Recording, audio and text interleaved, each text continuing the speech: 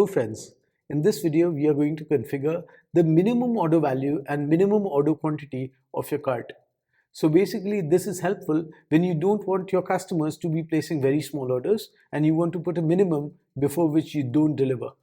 So how to do that? We'll just directly jump into settings, go into shop settings. Let's see if it is there in shop settings or if it is there in checkout settings.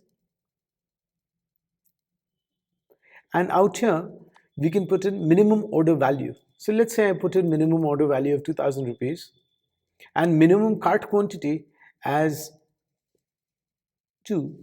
What this means is that a person will not be able to place an order without having a cart value of more than 2000 rupees and a minimum cart quantity of at least 2 items. They'll not be able to place an order. Let's see how it reflects. If I go back to my shopping,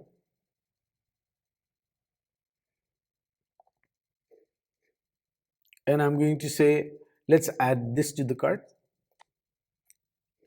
And if I go into my cart, and if I say checkout, it's going to say add at least one more item to the checkout because the minimum order quantity is 2. Let's say I'm going to add one more. Now, the number of quantity or the minimum order quantity has been surpassed, but the minimum order value has not been surpassed, so it's still showing that order total should be more than 2000 rupees. And that disclaimer is also shown here. A minimum order value of 2000 rupees is required. Let me add multiple products to this. Or rather, let me just go back and add some different item.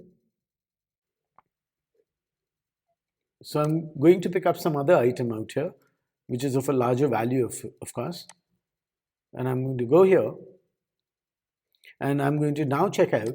It's going to actually let me proceed to checkout because now I've met both my minimum order quantity as well as my minimum order value requirements. Thank you.